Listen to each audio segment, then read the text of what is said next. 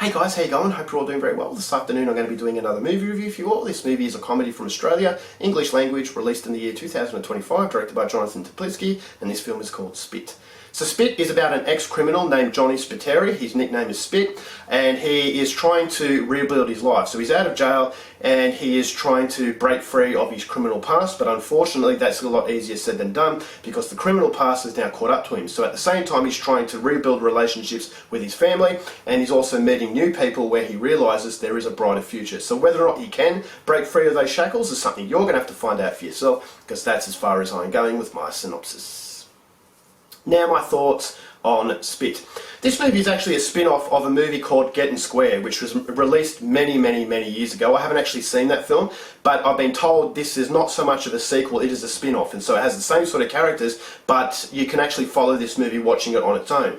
So I am going to go and see Getting Square. It's very difficult to come by. So Spit was a movie that I was going to judge it on a first experience and not comparing it to movies that come before it. And so the reason why I wanted to see Spit, number one, it's an Australian comedy. Number two, it has David Wenham. It also has Gary Sweet and David Field. Now, if you are familiar with Australian cinema, those are household names, and so whenever you have a lineup like that, I have to go and see the movie. And so, not having massive expectations, I was going into the movie hoping that it would be a movie worth looking at and remembering. And after watching Spit, I will say, although it's not brilliant, it was still enjoyable. And this is going to really appeal to Australians more than outsiders, because the humour is very Australian. The way that David Wenham's character Spit is talking was very Australian, and so you might not actually understand it because it is a very acquired taste, Australian humour, but if you are Australian, you're going to get something out of this. I actually thought as though it was quite funny. The script was actually quite smart, and David Wenham's performance as Spit was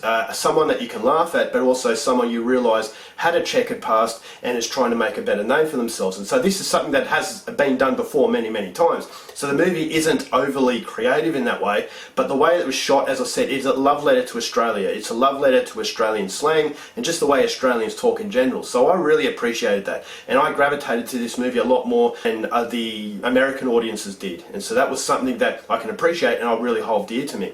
So this movie is about a criminal. There are some really funny exchanges between these criminals, and I thought Gary Sweet's performance as this drug dealer was fantastic. David Field's performance as this detective was great, and they're very larger-than-life, quirky characters, and so you have a lot of fun watching the movie. But unfortunately, the reason why I didn't feel as though this movie was top-notch is because it fell to the curse of a lot of Australian films. This movie had to have a lot of melodrama put into it. So this is a comedy. I don't understand why it just couldn't have been Johnny Spiteri being an idiot, being just this bumbling fool, and just having fun laughing at him. But no, this movie has to have a deep soul to it. And so I can appreciate that because it's trying to give you relatability, but in a comedy, I just want to laugh. And so this is something that a lot of Australian films have to throw in feelings.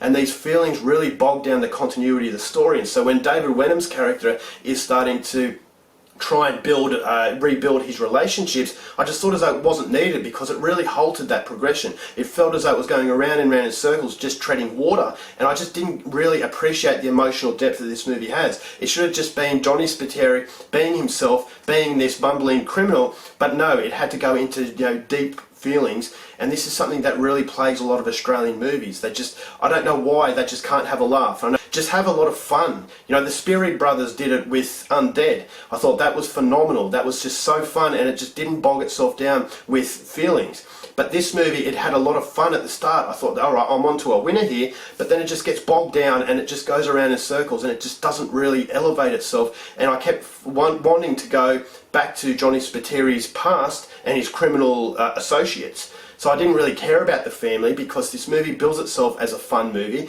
but I just felt as though that rebuilding relationships was more of a drama, not a comedy. So the continuity and the consistency in those the tonal differences I thought was non-existent, and I just felt like there were two different films clashing with each other trying to take the limelight. And so it just felt disjointed in that way, but pushing that aside, there are some really laugh out loud moments. I thought David Wenham's performance was fantastic, and that is the reason why I'd say go and see it. But unfortunately, as I said, it had to have the curse of Australian cinema, and unfortunately that does prevent it from being a brilliant movie. So overall, going to give this movie 2.5 stars. Still go out there and see it, especially if you're Australian.